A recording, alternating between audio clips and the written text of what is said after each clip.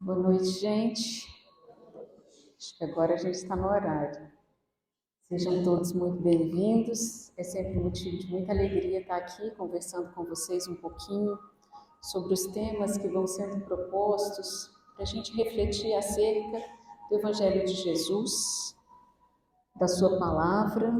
Deixa eu pausar essa música. Da palavra de Jesus para a vida da gente. Então, com muita alegria, eu quero convidar vocês para que todos juntos, nesse momento, nós possamos respirar profundamente, ir serenando a mente, o coração, nos sentindo o mais confortável possível nessa cadeira. E com essa respiração profunda, elevamos o nosso pensamento a Jesus, pedindo a Ele que, mais uma vez, se faça presente entre nós, nos auxiliando, abrindo nossos corações e nossas mentes, para que possamos, Senhor, colher um pouco mais daquilo que o Senhor deixou semeado para nós. Que o nosso coração seja terra fértil e que nós possamos, no nosso dia a dia, colocar em prática aquilo que aprendemos. Em nome de Jesus, que assim seja. Pessoal, a gente continua estudando esse livro que está aí na tela, o livro Pão Nosso, um livro muito bacana, de uma daquelas coleções que o Emmanuel nos deixou pela psicografia do Chico.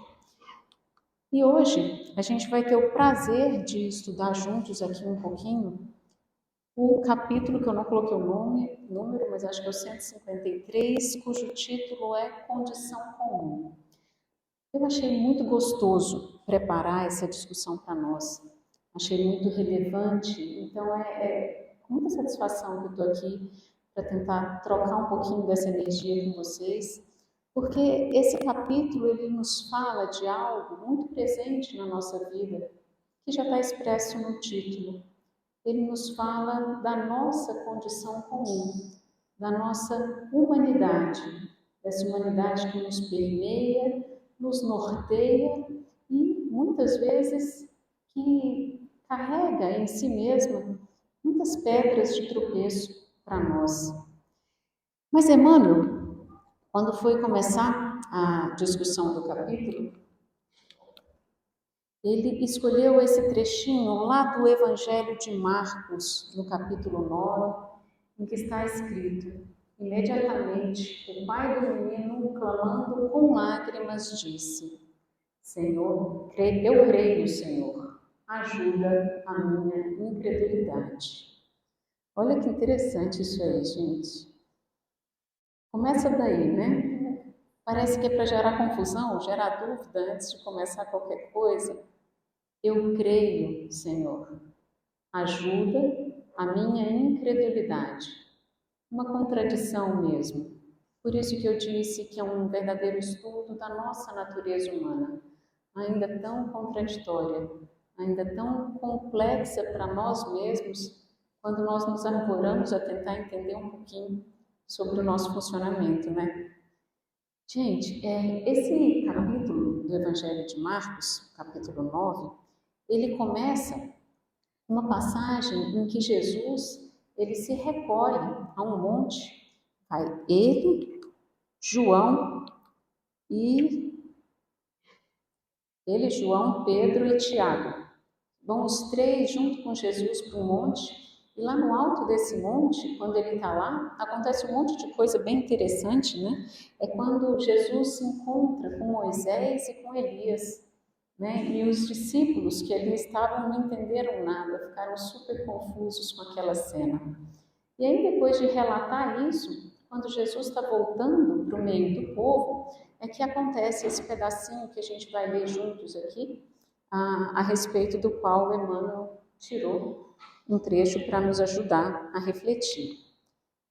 Então, quando Jesus volta lá, tem uma multidão que já o espera. E aí, um homem no meio da multidão respondeu: Mestre, eu te trouxe o meu filho que está com um espírito que o impede de falar. Onde quer que o apanhe, joga-o no chão, espuma pela boca, range os dentes, fica rígido. Pedi aos teus discípulos que expulsassem o espírito, mas eles não conseguiram. Respondeu Jesus: ó geração incrédula, até quando estarei com vocês? Até quando terei que suportá-los? Tragam-me o menino. Gente, olha só que coisa, Jesus falando assim. Tá até um abalo no coração, não é? Mas foi assim, é assim que está escrito lá. Jesus voltou, os discípulos estavam ali na tentativa de servir aquela multidão que buscava pelo Mestre, mas ele estava recolhido naquele momento, numa outra tarefa, num outro momento. E quando ele volta, é com essa cena que ele se depara. Um pai desesperado buscando socorro para o seu filho, numa condição lastimável. A gente, quando vê esse relato, imagina que essa criança era portadora de uma epilepsia grave, né? E era nessa circunstância. E os discípulos tentaram ajudar, fizeram o que conseguiam, mas não conseguiram o êxito que desejavam e que esse pai também buscava. E Jesus os repreende dessa forma firme, enérgica. Quando então o pai chega com a criança a Jesus, então eles o trouxeram. Quando o espírito viu Jesus, imediatamente causou uma convulsão no menino. Este caiu no chão e começou a rolar, espumando pela boca. Jesus perguntou ao pai do menino: há quanto tempo ele está assim? Desde a infância, respondeu ele. Muitas vezes o tem lançado no fogo e na água para matá-lo. Mas, se podes fazer alguma coisa, tem compaixão de nós e ajuda-nos. Se podes, disse Jesus, tudo é possível àquele que crê. Imediatamente o pai do menino exclamou: creio, ajuda-me a vencer a minha incredulidade. Então foi nesse contexto que a gente vê essa frase aí que parece uma contradição, mas que em verdade realmente está ali para expressar essa nossa natureza, que ainda crê com dificuldade, ainda crê desconfiando, né? Ainda crê na hora do apuro, do aperto, mas que não consegue sustentar-se nessa crença e nessa fé. E aí, gente, a gente não precisa falar, já que não vamos falar mal dos outros, né? A gente não precisa falar nem só desse pai que nesse momento se posta junto a Jesus, assumindo a própria condição. Mas a gente vê antes os discípulos do Cristo que estavam ainda em formação, que também não puderam ajudar essa criança de uma forma satisfatória. Percebam, nem tudo no nosso caminho, nem tudo não, né? Na verdade quase nada é fácil em termos de construção interior. Essa passagem de Emmanuel aí no capítulo intitulado Condição Comum, ela enfatiza para nós, de novo, um contexto que é bastante conhecido, que o Haroldo Dutra, que o Arthur Valadares, eles estão sempre a trabalhar conosco, que são os arquétipos, né? Existe, então, na condição humana, uma série de arquétipos na avaliação da nossa conexão com Cristo, né? Existe ainda aqui sobre a Terra o arquétipo daqueles que se contrapõem, são os adversários do Cristo. São um pequeno número, mas dão um trabalho grande para nós todos, né? Os adversários, então, o primeiro arquétipo. O segundo arquétipo é o arquétipo da multidão, essa condição comum. Provavelmente, acho que todos nós que aqui nos encontramos devemos pertencer a eles. Talvez estejamos tentando aí migrar da condição de multidão para aquela do discípulo, que é o arquétipo de quem já conhece a mensagem do Cristo, já a aceita no coração, mas que ainda experimenta enormes dificuldades. Esse seria o terceiro arquétipo, então, do discípulo. E o quarto arquétipo seria o do apóstolo, aquele que jamais forjado, fortalecido em sua fé, na sua condição, consegue ter uma firmeza e ser realmente uma estrutura muito melhor fundamentada dentro do cristianismo, para nós que temos o Cristo como nossa referência. Então, dentro desses 4 arquétipos, o texto vai dar ênfase em 2 em particular. O primeiro deles, o da multidão, de onde parte esse pai desesperado com essa criança, e o segundo, do discípulo, aquele que está em formação, aprendendo sobre si mesmo, aprendendo sobre a fé, se esforçando por confiar e por trabalhar, mas ainda cheio de suas próprias dificuldades.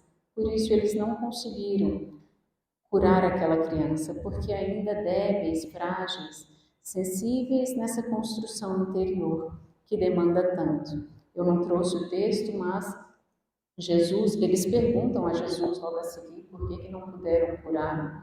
E Jesus fala do nível de esforço aumentado que se precisa ter para enfrentar determinado tipo de dificuldade, né? Ele diz isso com as palavras: há certo tipo de demônio que só se pode expulsar pelo jejum e pela oração, ou algo muito próximo a isso. Mas nós vamos voltar aqui para essa condição comum, essa que Emmanuel vem nos destacar, vem nos colocar uma série de ideias para que a gente possa refletir junto. Emmanuel começa o seu texto dizendo, então, que aquele homem da multidão, em se aproximando de Jesus com o filho enfermo, constitui expressão representativa do espírito comum da humanidade terrestre, da maioria de nós. A maioria de nós que habita a terra estamos na mesma condição daquele homem, que crê com dificuldade, ainda descrendo, que busca, mas nem sempre tem satisfeitos os seus desejos, suas vontades, pela própria dificuldade estrutural que o habita. Os círculos, e aí Emmanuel vai destacar um outro aspecto da fé para nós, dizendo que os círculos religiosos comentam excessivamente a fé em Deus. Todavia, nos instantes da tempestade, são escassos os devotos que permanecem firmes nessa confiança. É a famosa fé da boca, né, gente? A fé do cérebro, da mente, mas que na hora que o coração é colocado em prova, por ser da nossa condição, pela nossa própria natureza, ainda vai encontrar tantos empecilhos. Claro que eu não estou dizendo tudo isso aqui para justificar uma postura passiva ou compassiva frente a essa nossa fragilidade. Não é isso. Mas, de forma alguma, nós vamos poder construir algo em nós, de forma alguma vamos realmente nos tornar mais fortes se não pudermos olhar para a nossa fragilidade, para a nossa fraqueza. E aqui existe um grande perigo, porque muitas vezes, por nos sentirmos tão mal em sermos só o que somos, porque nós somos só o que somos, estamos nessa condição comum de descrença, de fragilidade, de apego, de uma humanidade ainda imatura que começa a dar seus primeiros passos na direção do bem viver, do bem querer, do bem existir. Né? São nossos primeiros passos, então sim, somos muito frágeis. Mas se nós não pudermos olhar para a nossa fragilidade, como? Como nós vamos poder nos remodelar? Como vamos poder nos reconstruir? Como, se o nosso ego, se a nossa personalidade é especialista em criar estratégias de sobrevivência para não ter que mexer onde dói, para não ter que mexer naquilo que está meio quieto. Esse talvez o maior perigo da nossa condição comum aqui. O nosso ego, a nossa cegueira para aquilo que somos. A nossa dificuldade em reconhecer o nosso tamanho, a nossa dificuldade em desapegar daquilo que gostamos, dessa nossa humanidade, dos nossos pequenos prazeres, do nosso desejo enorme, né, de servir a dois senhores, um senhor, o da matéria, o outro senhor, o da divindade. E nós, dentro de cada um que aqui está, dentro de mim, dentro de vocês, dentro dos nossos irmãos espirituais, sem dúvida, essa é a grande luta. A luta de transformar essa estrutura, de crescer nessa fé, nessa coragem que pode nos sustentar e que vai nos sustentar necessariamente, mas que ainda não está pronta. Eu quero destacar muito isso aqui com vocês, gente. É muito importante que a gente possa se sentir, pelo menos, algo confortável em ser o que é. De novo, não para que nos acomodemos, não para usar isso como justificativa, mas simplesmente para que nós possamos ter a condição de olhar para nós, de olhar para as nossas mazelas, para as nossas dificuldades, para as nossas fragilidades, com amor o suficiente para cuidar disso que nos habita. Entendem o que eu estou dizendo? Se você detesta a sua parte mais frágil, como é que você vai cuidar dela com amor? Se você já entende que o amor é o grande agente transformador, como não amar-se também na sua imperfeição e fragilidade? Como não reconhecer essa imperfeição, essa dor, essa fragilidade como parte do meu ser? Se eu não reconheço, só cresce a minha estrutura de personalidade egóica, aquela que tenta maquiar e esconder aquilo que somos, atrás de uma capa, de uma couraça, né, que na verdade não nos representa em essência. É só uma estrutura de proteção, mas que não nos representa em essência. E aí, na hora da dor e da dificuldade, muitas vezes a gente não consegue trilhar esse caminho na direção da nossa essência, na direção da nossa estrutura mais basal, mais essencial e mais divina, para que a gente possa ter forças de seguir. Quando ele coloca sobre os círculos religiosos, é porque, sem dúvida, os templos e as casas religiosas são nossas escolas nesse desenvolvimento da fé. São maravilhosos, são bênçãos do céu entre nós, mas são estruturadas, embasadas na fonte divina, mas conduzida por estruturas humanas, como nós, um pouquinho mais para frente, um pouquinho mais para trás, não faz tanta diferença assim. Claro que a minoria dos habitantes do planeta são verdadeiros apóstolos. E se não são apóstolos, são no máximo discípulos. E os que não são discípulos são ainda multidão ou adversário. Quando a gente está dentro das casas religiosas, que muito raramente vão poder contar com a força de um apóstolo, que costuma ter tarefas muito grandes e que são escassos, estaremos entre discípulos e multidão. E os discípulos não puderam curar aquela criança. E o pai, que era multidão, tampouco tinha armas em si para construir. E ainda que Jesus tenha repreendido seus discípulos, ele não os abandonou.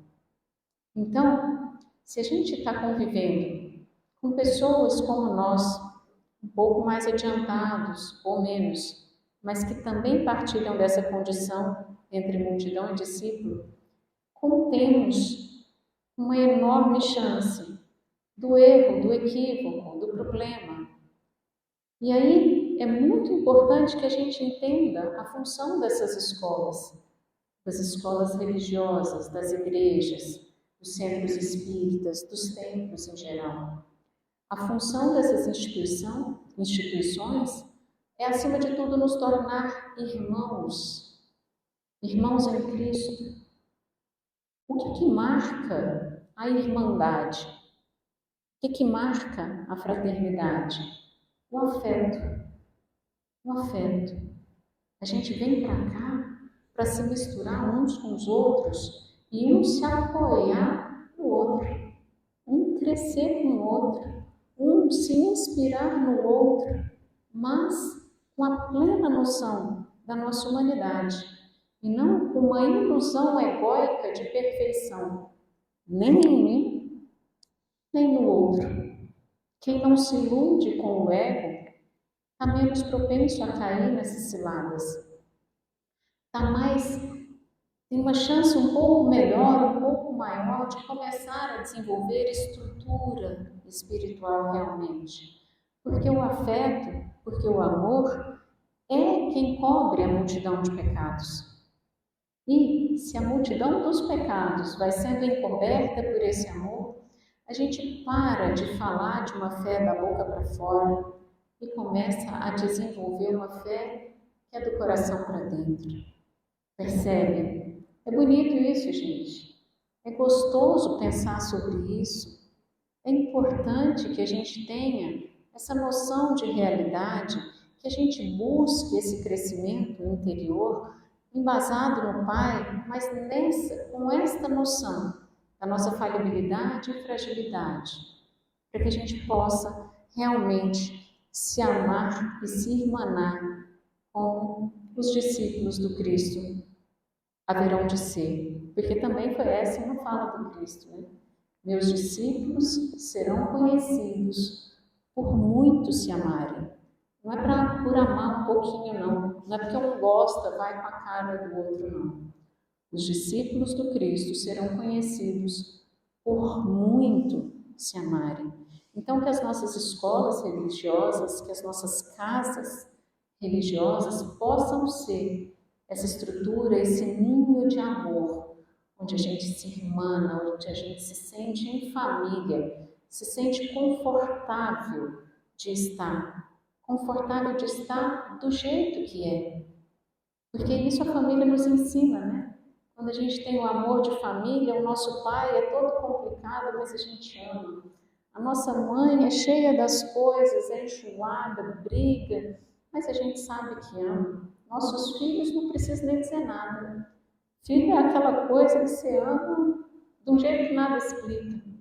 Então, se a família é o nosso grande exemplo de como deve ser o amor que tudo suporta, o amor que nos transforma, o amor que nos fortalece, que a gente possa ter essa noção de que quando vamos para algum lugar aprender sobre a lei de amor, que é a lei do Cristo, devemos ir de coração aberto, com a língua mais fechadinha na boca, com aquele olhinho que se fecha para a fragilidade do outro, tentando no máximo perceber o quanto aquilo que eu vejo no outro ainda existe em mim. Porque se não existisse em mim, eu não teria referência para entender, nem para criticar.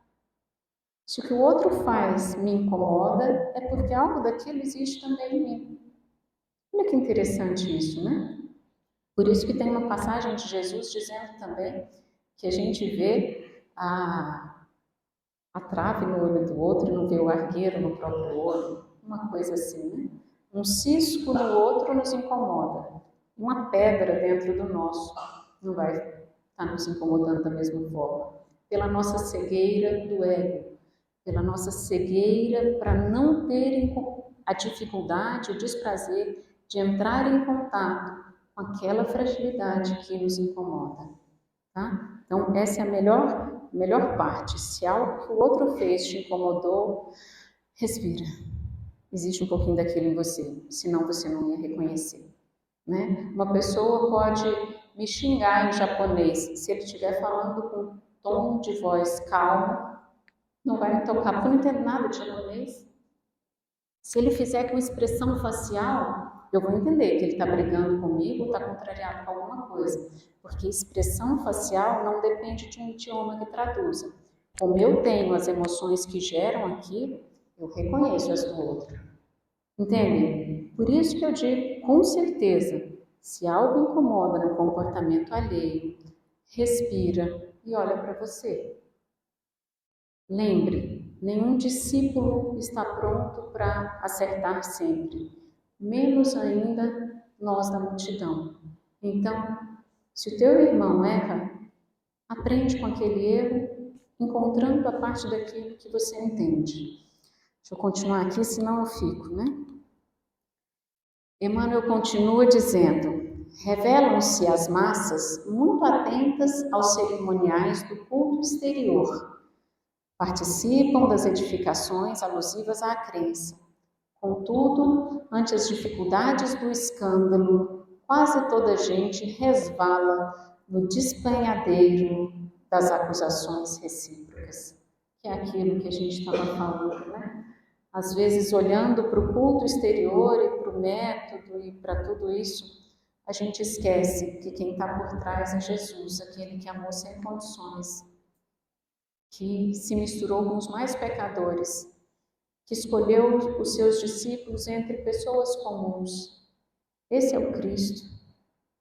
Não tem problema se eu quero usar a minha escola com tudo aquilo que ela me oferece, não tem problema nenhum.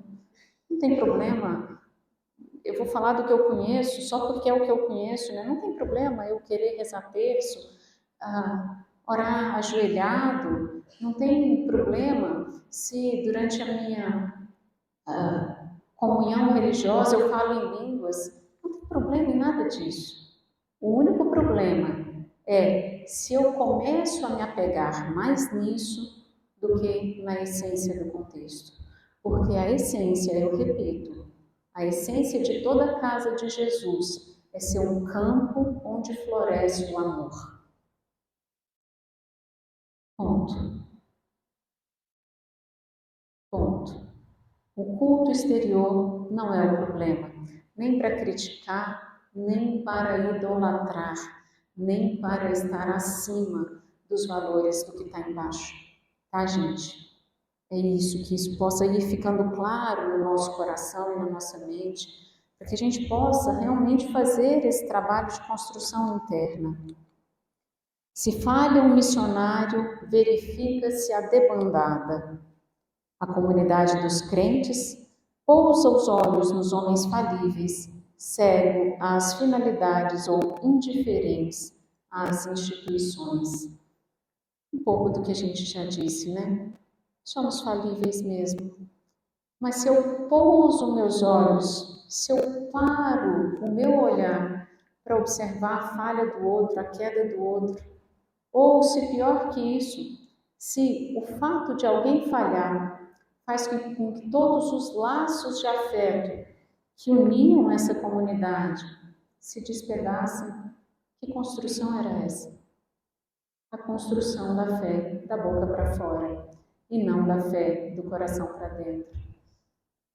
Percebam, gente, Chico contava para a gente, né, que acho que tem uma história, assim, eu sou péssima de reproduzir histórias, mas tudo bem, que alguém questionou ele a respeito das prisões, né, se o clima espiritual de uma prisão era uma coisa horrorosa, e aí ele tem a oportunidade de dizer alguma coisa do tipo: meu filho, prisão é um lugar cheio de mãe. Cheio de mãe. Por quê? Porque mãe talvez seja um dos grandes símbolos de amor para nós, né? Mãe é aquele humano, nós aqui, multidão, mas que consegue, apesar dos erros, às vezes terríveis, de seus filhos, amá-los ainda assim. Não é ir lá e, enfim, fazer qualquer coisa que possa fazer o relógio caminhar para trás, né? Nenhuma mãe que está ali na cadeia pode fazer o filho voltar atrás e fazer diferente. O que ela pode dizer é: eu estou aqui com você mesmo assim. E é essa a nossa postura de amor. É isso que as nossas escolas religiosas deviam nos ensinar. A ter um afeto que é verdadeiro, que é puro. Não esse afeto imaturo que se fragiliza frente às dificuldades humanas. Um outro tipo de afeto, né? A gente vai se descolando da multidão e vai entrando para o discipulado, quando a gente vai conseguir fazer isso dentro do nosso coração. Os discípulos também se desentendiam, mas eles conseguiram se amar. Eles conseguiram fazer o que o Cristo professou para eles, né? Uma profecia: meus discípulos serão conhecidos por mim e se amarem. Nossa tarefa é de casa. Eu quero que cada um saia daqui com isso aí repetindo e repetindo dentro da cabeça. Repetindo essa ideia, essa história de que só o amor é capaz de cobrir a multidão de pecados. O amor que nos une uns com os outros e o amor que nos une conosco, apesar de sermos só o que somos, tá? Eu quis muito colocar essa imagem aí, porque quando eu estava lendo, me veio isso na mente, assim, com muita força. Vocês lembram quando que apareceu isso aí? É o bezerro de ouro, né? Lembram lá do Antigo Testamento? Moisés deixou ali os judeus e foi para o monte. Ele se recolheu no monte. E aí aquela população sozinha, sem um líder, sem alguém que pudesse dar o norte, dar o tom, logo descrê, logo se desanima da promessa da terra prometida, da libertação da escravidão que eles viviam até ali. E constrói um bezerro de ouro para ser adorado. Lembram disso? A gente está pronto para trocar de ídolo. É isso que acontece quando, por conta de uma falha humana, a gente se desanima da nossa fé e da nossa religiosidade. Tá? A gente vai buscar outro ídolo, outra pessoa, outro ser, outro Deus, para ser responsável por mim. Porque eu não me responsabilizo por mim, pela minha transformação. Quando você se empenha muito na sua liderança, você às vezes esquece que a maior responsabilidade que você tem na vida, na existência, é a transformação daquilo que está dentro de você. Tá? Então, que nós não continuemos a nos movimentar dessa forma, de buscar outros ídolos, outros deuses, para ser responsável pela nossa felicidade ou pela nossa desventura. Que não esteja depositado nos ombros alheios essa responsabilidade pela nossa transformação. Em tal movimento, Emmanuel continua dizendo, em relação aos crentes e às suas instituições religiosas, em tal movimento de insegurança espiritual, sem paradoxo, as criaturas humanas creem e descreem, confiando hoje e desfalecendo amanhã. Não bastou que Moisés abrisse o mar para que eles atravessassem. Na ausência de Moisés, eles construíram o bezerro de ouro para adorar, no lugar de se fortalecer naquele Deus que eles já conheciam, porque já tinha se materializado na vida deles. E é assim que ainda hoje, não sei nem quantos mil anos depois de Moisés, tantas vezes a gente se comporta. Somos defrontados ainda pelo regime de incerteza de espíritos infantis que mal começam a conceber noções de responsabilidade, desta responsabilidade que eu acabei de citar, que é a da construção da nossa estrutura espiritual, construção embasada no pilar forte da fé, mas não a fé dos homens. Porque se a gente tem que ter fé nos homens, uma fé segura de que vamos errar. Aqueles que a gente admira, vão errar. Com certeza. Aqueles que nos lideram vão pisar na bola. E daí? Como é que vai estar o meu coração para continuar a minha luta, a minha boa luta da transformação do meu coração, porque esse é o único que eu posso transformar quando isso acontecer.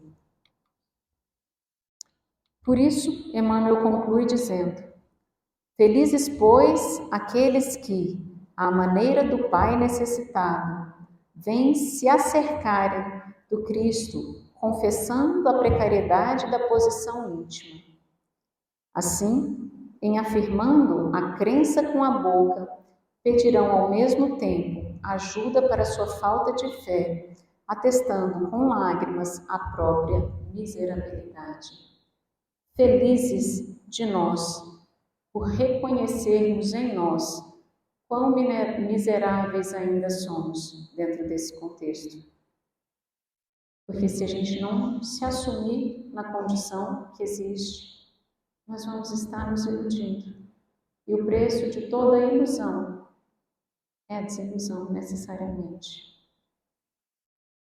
E para que a gente se sinta muito inspirado, pensando nisso, né? Antes aqui de colocar essa frase, alguém que me vem muito à memória também, quando eu entro numa reflexão um pouquinho mais profunda nesse sentido.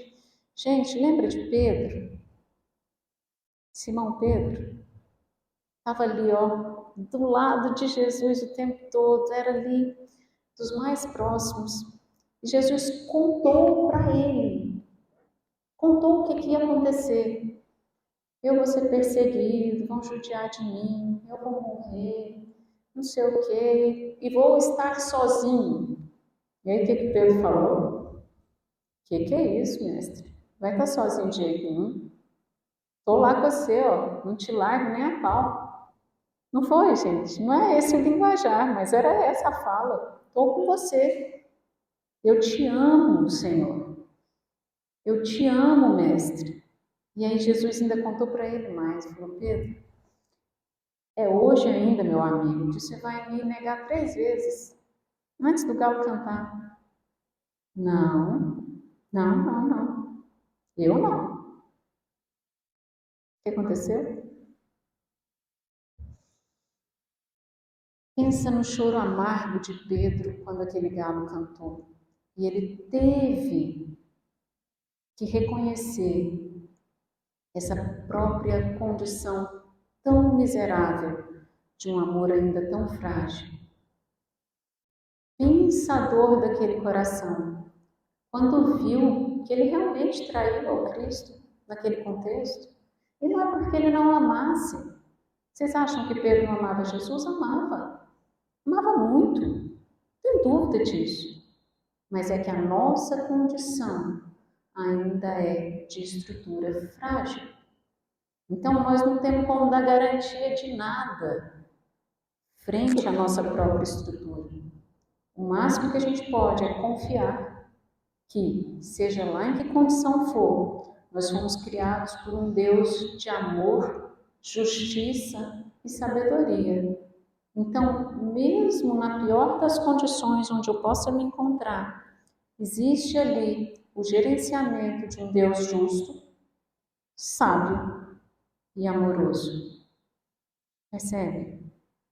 Ah, se Pedro tivesse confiado um pouquinho mais no que ele ouvia de Jesus naquela hora e tivesse tentado se voltar para dentro no lugar de ofertar uma garantia de estrutura que ele ainda não tinha, porque teve. Inclusive, a dor desse constrangimento moral fez parte dessa construção espiritual. Pedro, a rocha, que não se considerou digno sequer de ser crucificado como mestre e pediu para ser crucificado de cabeça para baixo.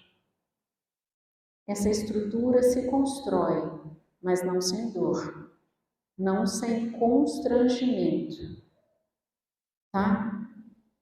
A gente não precisa olhar para nós, a gente olha para essas pessoas que puderam ser referências e a gente vai percebendo a contundência dos argumentos, né? E aí eu vou fechar, muito inspirada mesmo, com o nosso querido Paulo, que era Saulo, matou muito cristão, perseguiu, mas se transformou, se construiu estruturalmente quando escrevia para a igreja dos Coríntios, já que a gente está falando das instituições e ele foi um dos pais dessa instituição, ele disse, por isso, por amor de Cristo, regozijo-me nas fraquezas, nos insultos, nas necessidades, nas perseguições, nas angústias, pois quando sou fraco, é que sou forte.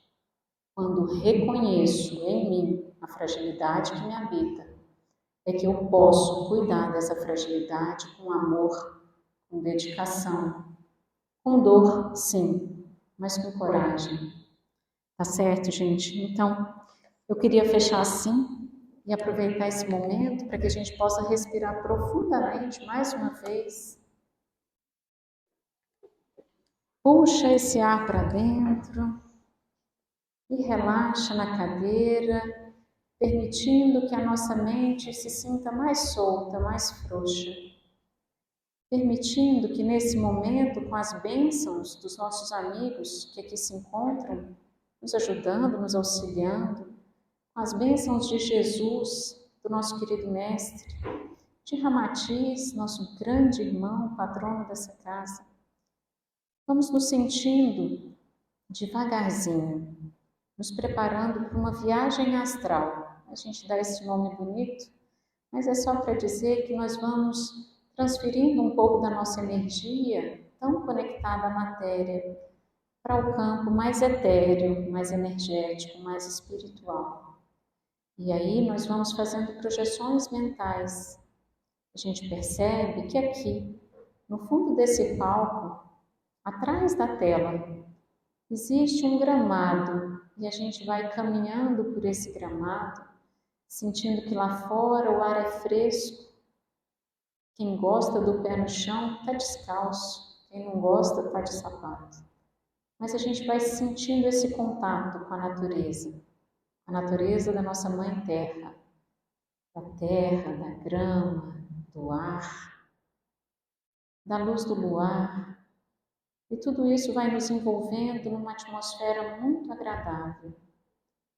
E nesse gramado existem vários pontos muito floridos e com alguns bancos. Cada um de nós vai encontrando um banco para se assentar um pouquinho. E enquanto se assenta, respira, coloca a mente no aqui e agora e se conecta a Jesus com muita intensidade. Se conecta ao anjo guardião que nos assiste, que nos ama, já um amor incondicional, assim, um amor que aceita a nossa fragilidade, a nossa fraqueza. E nessa conexão profunda, forte, amorosa, nós vamos conversando um pouco sobre as necessidades que já reconhecemos em nós, sejam elas físicas, de saúde, sejam elas morais, sejam dificuldades no campo dos nossos relacionamentos, enfim, cada um sabe a dificuldade que atravessa, cada um sabe o quanto carece desse olhar amoroso de Jesus, dessa mão amiga que segura sua mão, na figura de um instrutor espiritual, de tanta energia que a nossa Mãe Natureza nos transmite. E nesse momento de oração, de entrega, de reflexão, nós vamos recebendo uma grande quantidade de frutos terapêuticos. Energia boa, minha gente. Energia que cura a alma, que cura o coração, que cura o corpo. Uma energia que nos fortalece, que nos ampara, que nos consola, que nos nutre e nos enche de esperança. Uma energia tão agradável que a gente vai abrindo espaço no nosso coração para receber, como quem pega a fruta madura no pé. E é com muita alegria que a gente pega esses frutos energéticos. É com muita alegria que na nossa condição, ainda que seja ela uma condição de dor, de vergonha, constrangimento, de adoecimento, a gente recebe e agradece. Porque o movimento de gratidão do coração faz com que abram-se ainda mais espaço em nós. E quanto mais o nosso coração agradece, mais nós podemos receber. Mais esse amor que se intraconecta, nos conecta conosco e nos conecta uns com os outros. Esse amor que nos perpassa, que emana de Deus, que emana da natureza, que emana também de nós e dos nossos corações, vai se fazendo muito confortável, como um colo de mãe. Isso. nós vamos nos sentindo bem aqui no nosso banquinho, na nossa oração, na nossa comunhão com Cristo. Vamos recebendo tudo isso. Vamos abrindo o coração em gratidão. Isso. E assim, já muito mais reabastecidos, nos sentindo mais fortes, mais dispostos, mais animados, nós vamos devagarzinho, levantando do nosso banquinho, ainda segurando a mão do nosso mentor, do nosso anjo de guarda. Ele vai caminhando conosco agora, nos trazendo de volta até aqui, o fundo da tela. Ele para bem ali, nos abraça e nos diz algo que nos motiva profundamente. Cada um escuta o que o próprio amigo espiritual lhe transmite, mas sabemos que é uma mensagem de força, de esperança e de fé. E nós recebemos, acolhemos essa mensagem no nosso coração, soltamos da sua mão e continuamos caminhando até chegar na frente da nossa cadeira, na frente do nosso corpo, onde como que nos assentamos sobre nós mesmos, felizes, alegres por tudo que recebemos, mas muito felizes também por ainda possuirmos esse corpo físico que nos serve de ferramenta para estarmos aqui uns com os outros. Essa ferramenta fantástica que é o nosso corpo, que vai aprendendo conosco, vai sendo o que é ao longo de uma jornada entre o nascimento e o túmulo. Uma quantidade de energia na infância, uma outra quantidade na idade adulta, outra ainda na madureza, outra ainda no processo do envelhecimento. Cada fase com a sua beleza e o nosso corpo aqui conosco, nos servindo, ainda que às vezes nós sejamos tão descuidados com ele. Ele segue nosso corpo, nossas células, fazendo o seu melhor por nós, nos apoiando e nos dando a melhor estrutura possível. Por isso rendemos graças, Senhor, pelo nosso corpo físico, e a ele gostaríamos de transmitir nesse movimento de reacoplamento toda essa energia espiritual que podemos receber nessa noite. Assim, já conectados com o aqui e agora do nosso corpo material, num último momento, elevamos o nosso pensamento a Jesus, dizendo: obrigada, Senhor, pela tua proteção, pelo teu amor, pelas tuas bênçãos. Obrigada, Senhor, por tudo aquilo que tenho encontrado no meu caminho, na forma de glória, na forma de luta, na forma de afeto, na forma de apego ainda, na forma de desapego, de desavença, de dificuldade, Senhor. Somos ainda tão frágeis e tão falíveis, mas começamos a entender que quando nos reconhecemos fracos, aí é que sim temos a chance de nos tornar mais fortes. E te pedimos, Senhor, te imploramos, ajuda-nos na nossa incredulidade, ajuda-nos na nossa falta de fé e de esperança, que ainda existe em alguns momentos, mas que, graças a Deus, já não em todos. Ajuda-nos a seguir firmes e confiantes no teu amor, na tua sabedoria, na tua misericórdia, tua bondade, tua graça, tua beleza. Que o Senhor possa estar conosco em cada momento da nossa vida. Que assim seja. Obrigada, meus amigos, pela parceria de vocês, pela confiança e por dividir um pouquinho do seu tempo nessa casa que é uma casa de Jesus. Que Deus abençoe a todos vocês, a todos nós no nosso caminho de volta. E até breve.